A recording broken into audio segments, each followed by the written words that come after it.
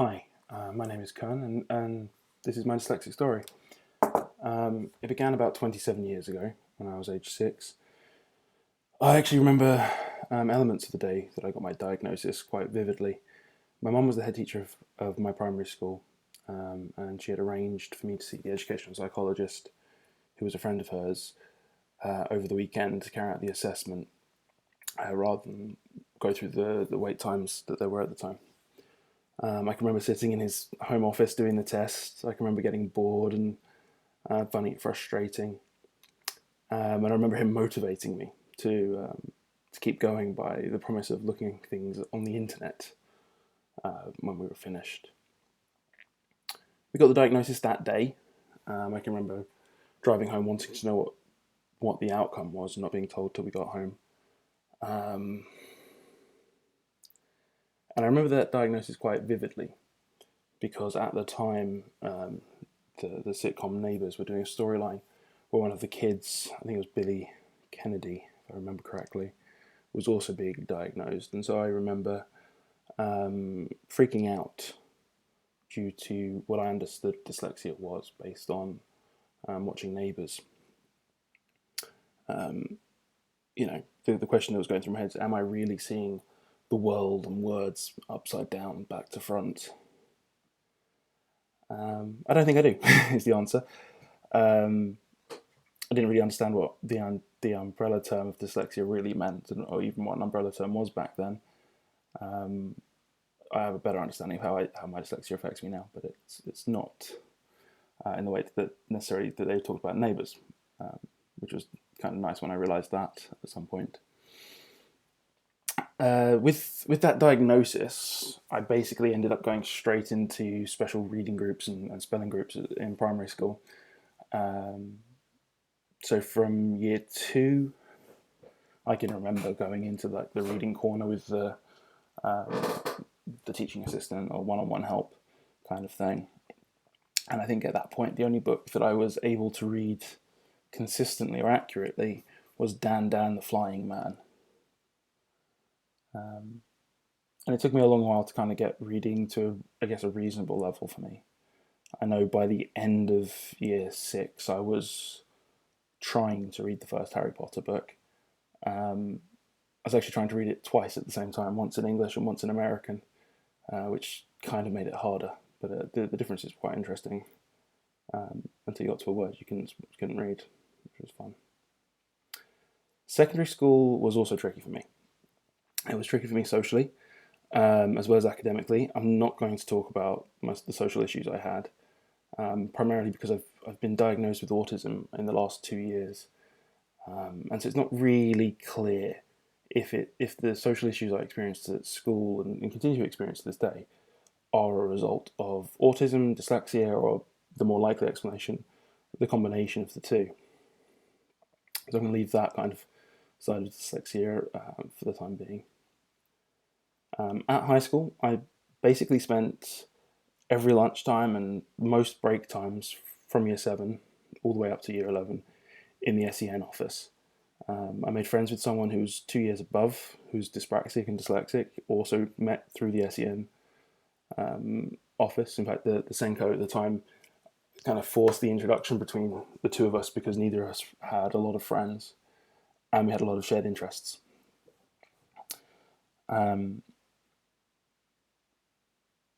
In terms of the schoolwork, in most subjects I did okay, or better than okay. Sciences in particular and maths are where I excelled.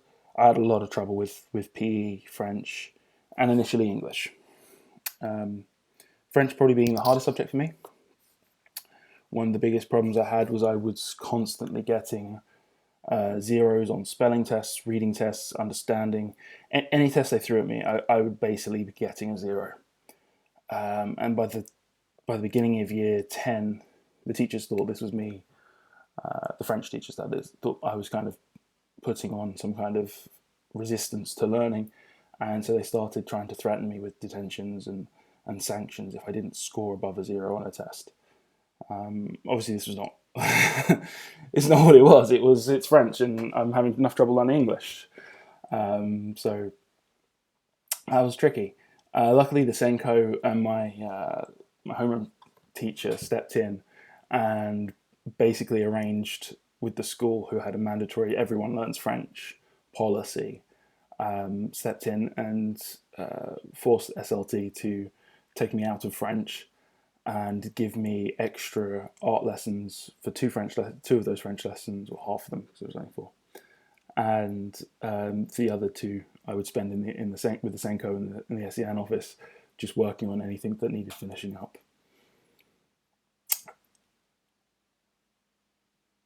Um, Actually, I owe a lot to the Senko of that school. She was a wonderful lady. I still speak to her occasionally, actually, so it's quite nice.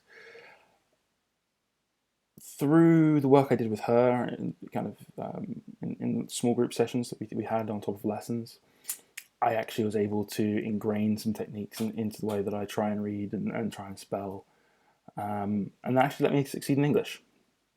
So I think in year seven I was in the bottom set for English, so I was bottom of eight, and then by the time I got to year 11, I was in set the third of eight sets, and then midway through year 11 they moved me up to the first set, just as kind of a straight jump. Which was incredible. In the end, I ended up working away with an A and a B in English, something I'm very happy with. So that was great. College was actually at the same school, so it wasn't a huge change. But the biggest difference, obviously, you're choosing your own courses. And one of the decisions I made there, I think for the better, was I chose to take one of my courses as a distance learning course, where that if I was going to go to university, that there wouldn't be the one-to-one support that I was used to in the Senko office, and there wouldn't be the more directed learning approach of a normal classroom setting. And so I decided to take this kind of distance learning psychology course as a test for myself, to push myself, to see if I could do the self-directed learning, to see if I could step up to the plate in that sense, and how would I do if I did. So that really did actually help me learn a lot about learning for myself, and help set my skills in place for university. At university, again, in the end, I did relatively well. I got the grade I deserved for the amount of work I put in, but I didn't have a lot of help at university. So obviously there was I can't remember what it was called now, but there was some kind of support system. But because of I guess I'm kind of not severe enough in terms of dyslexia to get one-to-one support or a lot of support. The support I did get was extra time in exams, book allowance for buying extra books to read. Yeah, which kind of is, if you think about it, really, it comes back to, if you can't spell something, look it up in a dictionary. But if you can't spell it, you can't look it up in a dictionary type of logic. But that actually was helpful in the end. And then I got some equipment, so a dictation device to record lectures. It doesn't work. You can't record a lecture when there's 180 people in there. Dictation software, a computer with all these programs pre-installed. Although read and write, whatever version I had at the time, is something I continue to use to this day. And that was on the softwares that I've basically used since high school. So I can't remember whatever version we're on now, but read and write, because it lets you highlight text and it reads it back to you, and I find that very useful. Again, I used it at high school, and I still use it today, so that was quite good. There was something that did happen at university, which was kind of a big milestone, shall we say, in my dyslexic journey. So in order to get the support I just mentioned, I had to undergo a new assessment. Now, this is the third or fourth assessment I'd been through at this time. Obviously, at high school they have to renew it, and the very first one, as I mentioned, I can actually still remember. And anyone who's undergone those assessments knows that by the end of it, you feel very negative, very possibly angry at yourself because you can't do these tasks which you recognise should be simple, and trying to read words that you should be able to do. But this time, this assessment in the first year of university, it came with something else. It came with an IQ test. I didn't know that was going to happen. They just kind of sat me down. We did the test, and at the end, they pulled out this new test. So we just need to finish up with this one. And they did the IQ test then and there. They gave me my results then and there. And it basically turned what was a self-esteem destroying assessment into a self-esteem boost. I can't remember what the score I got now was. I know it was 90 plus, top 90 plus percentile. I can't remember the exact number. But the point being, I wasn't stupid. And the dyslexia was an element, or was a barrier to explaining to explaining the knowledge I have and gaining new knowledge, not actually limiting myself. It was just a barrier that needed to be pushed through. And so having that IQ test at the end was actually quite uplifting. The other thing that changed was this assessor was able to use the diagnostic tools they'd used to actually assess how my brain was processing words, which I hadn't had before. I just had kind of more bare bones. Can you do this? No, yes. What can you read? What can't you read? What can you spell? What can't spell? Type tests. And what basically came out of that is that for me, words are pictographs or hieroglyphics. And if a word is close enough to the image of a word I know, then I will read it as the word I know, not the word it actually is. And this is a problem for me decoding, and it happens all the time. So it's just the way that my brain processes words. They are these big chunks of things that I see as a single item. Now, I can force myself to break it down, and that's one of the techniques that I'd learned in primary school, in high school, sorry. But I didn't understand the reason behind that, and I now did at this stage in my life.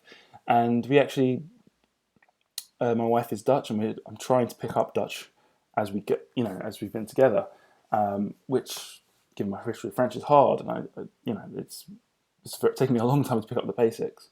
But we see it when she shows me a word in Dutch, and I will read it as an English word without realizing it because of the shape of the word. And I'll see it as an English word or English sounds in it, which can be broken down. So it's something that we see even testing. Like I said, my wife and I have tested and played around with right up until today. So it's that clarity has been very helpful and something we continue to play with, as silly as that sounds. After university, I actually decided to go into teaching. So I did a on-the-job training course. I don't think they do it anymore, called a GTP. And that basically meant that at the end of a year of working in a school, I'd walk out with a teaching qualification, which I did. And then I did one further year, so that I had the newly qualified teacher status, so that if I decided to stay in teaching, I could, or if I decided to leave and then come back, I could. Ultimately, I decided to leave teaching. I love teaching, but teaching high school students was hard for me, and I think more on the social side than anything else. So, I realised very quickly what I really wanted to do was go back to university and actually get my doctorate. So, I did that. Again, I got the same support I got last time at the university: book allowance, extra equipment. I would have got the extra time if PhDs had exams, but we don't. So it was basically the book allowance and equipment. And this time, a PhD is a little bit more collaborative. You're working on your own thing, but you're working with people and working together to produce an end goal. Ultimately, the thesis is my own, and it's all my own words. But when I was doing that doctorate, I was very clear with my supervisors that I have this. My spelling is going to be bad. My reading is going to be bad. There are days I'm not going to be able to read a paper because I just can't read on certain days. So there are some days where it's just dyslexia is too encompassing, and I'm just, I have to do something else. I can't do the reading, I can't do the writing, something else. So I have to work on a different task. And they were understanding, they were fantastic, and they were supportive. And I got through the doctorate, and that's where I am basically at today. I'm now a research scientist. I work in the field of galaxy evolution, and primarily through computers to create models of galaxies and the universe, and then explore how changing the physics in that universe will impact the future of galaxies, to try and kind of understand how we get to galaxies that we see today. So day to day, the job I do requires reading and writing research papers. I have to read and write computer code. That's the thing I spend most of my time doing. And for the most part, dyslexia doesn't really hinder me. I still have dyslexic days where I have to just say, nope, not reading today. And on those days, I only do the coding. Coding is a little bit, it's basically, it's maths rather than words. Even though you use the words to do the maths, it works more like maths and how my brain processes it, so it doesn't get affected by dyslexia in quite the same way. So when I have a dyslexic day and I can't read, I read at all, I can't process a word, or it takes me half an hour to read a single word. Then I don't do the reading, I don't do the writing, I focus on the coding.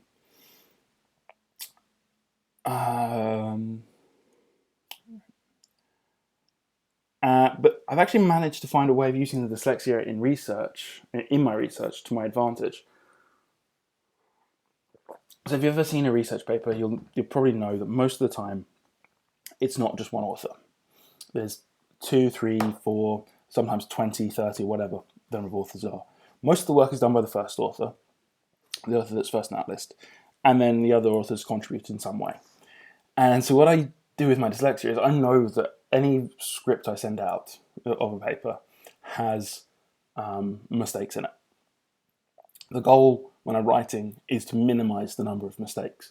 But I know ultimately there will be some in there. And so what I do is I send out all my papers to my co-authors, and I say, I need your comments, I need your feedback, and I need you to help me find any of these mistakes that could change the meaning of what we're trying to say. And anyone who responds back and says, well, I didn't find any mistakes, it's all fine, I know didn't read the paper. And it's a very simple test, and it just basically allows me to actually see who's engaging with the work that they're doing. And obviously, if people want their name on a paper but aren't willing to read it, then we can have a discussion about that. So I kind of use it as a little bit of a litmus test there of how much interest my co-authors are taking in the work, and if they're actually wanting to participate. And then if they don't want to, read through the work, they just get moved down the author list. So that's kind of one of the advantages of dyslexia. I know it helps me in that sense. And then obviously the co-authors that do provide feedback help me, and I can go through and find those little mistakes and change them. And it makes the paper better. So it doesn't sound kind of... one of the mistakes I know I do, and I just can never catch it myself, is a repeated word. I only see it once, and it might be there twice. So the, for instance, in a sentence. So I use like I said, I use read and write. So I will scan through and find them, but I'll leave a few of them in just as a double check for when those co-authors come back.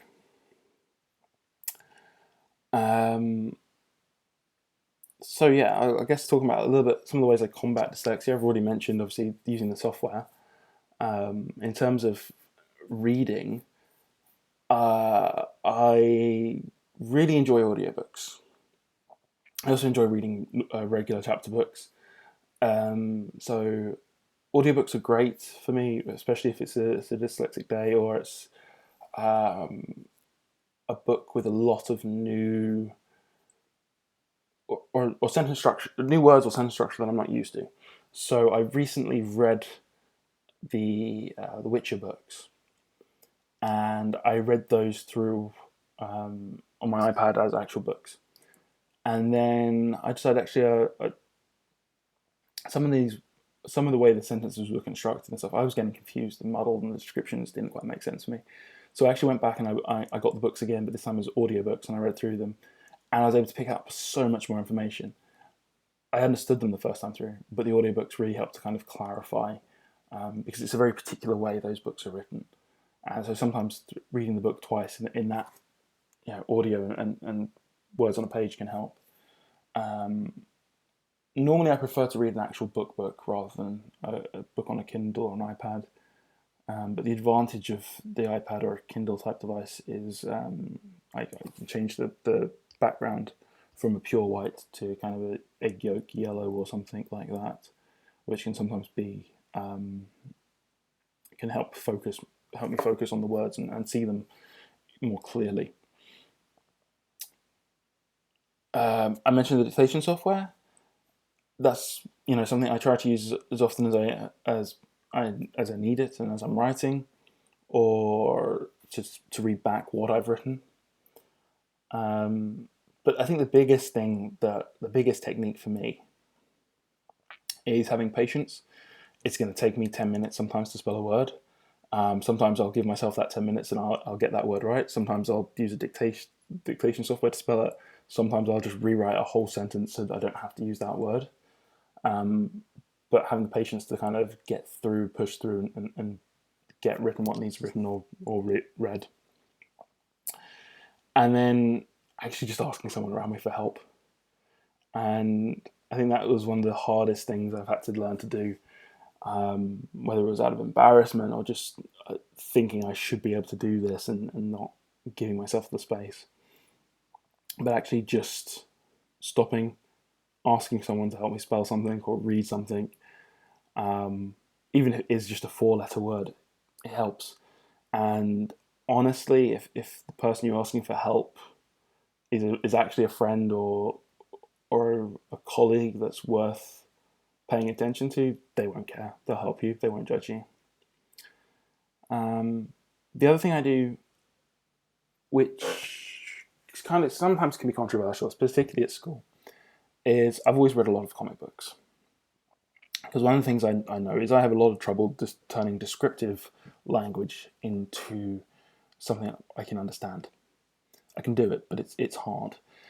Comic books lets me relax in that sense because I'm not reading the description of what's going on. I'm seeing that. So there's a new language there. There's that visual language that my brain works very well with. And so instead, in terms of reading, I'm reading what the characters are saying, what they're thinking.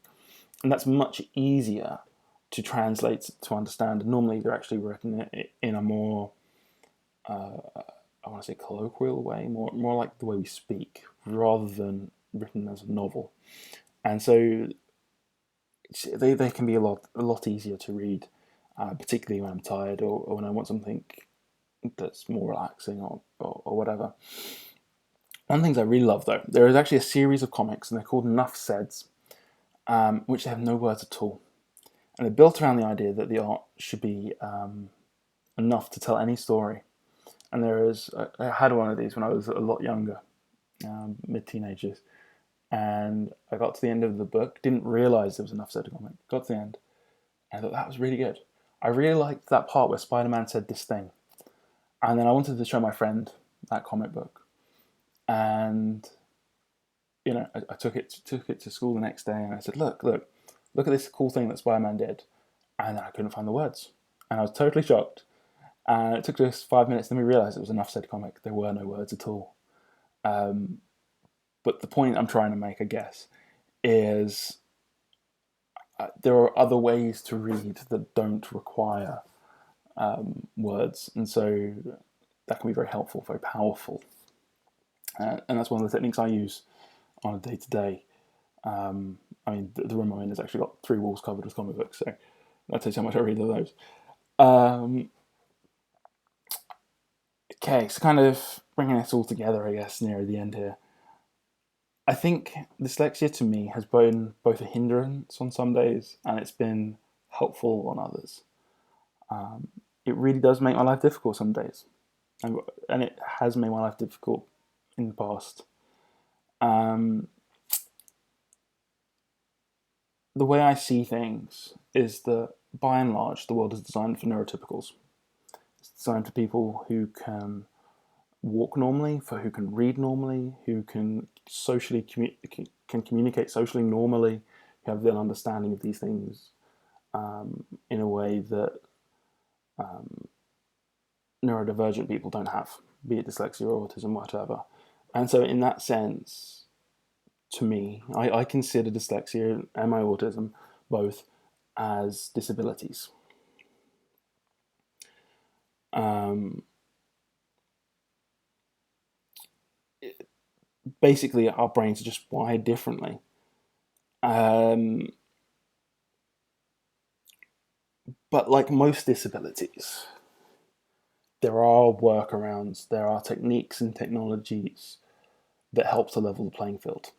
And I think it's important that we use those when we're dyslexic. We're aware of those techniques and those workarounds and help us get over whatever barriers we're facing. That being said, I think if they suddenly came up with magically one day with a cure for dyslexia, and I was offered it, I'd be tempted. I would possibly take that cure. Same for my autism.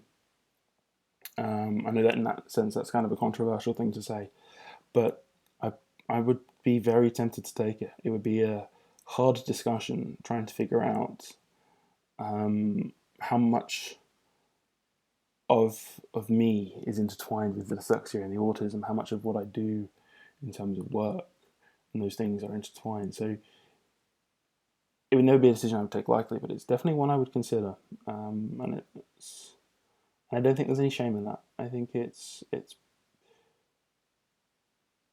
a powerful thing to recognize when you are at a disadvantage, to recognize how you can help level the playing field, and maybe accept it's not how you are not necessarily happy with it, but there are ways around it. At least that's for me. So to kind of finish off, I guess I'm going to talk about kind of three pieces of advice I'd give to either a younger me or to any dyslexic, and the advice I've actually given when I've been teaching both at universities and high school. I think the first one's most important. Don't hide it. Embrace it. If if you know you're dyslexic, if you're aware of your dyslexia, if you've embraced it, then you can find workarounds that help you get past the difficult sides of it. It will make things easier for you, and it will hopefully allow you to get help from other people when you need it, either by asking them to help you with spelling or to get support in your studies, in your work, in your whatever it is. And the second piece, actually comes from my mum. She had a philosophy as a teacher, and that was, if a kid is reading, it doesn't matter what they're reading, they are reading. And I think the same thing applies to everyone, dyslexic or not. If you find something you enjoy and it's a reading of some kind, that's all that matters. Doesn't matter if it's science fiction, romance, comics, novels, audiobooks, whatever. If you found a way to enjoy books, any kind of books, enjoy stories, any kind of stories, that's what matters. Don't feel guilty for how you enjoy them. And I think the final one is, and this one took me a long time to learn for myself, but when you have those dyslexic days, those days when you cannot spell, those days when you cannot read, your brain just will not do it, give yourself a break. Do something else, recharge some way, come back to reading and writing on a day when you can. So that's my story and my tips. Hopefully it's helpful to someone out there.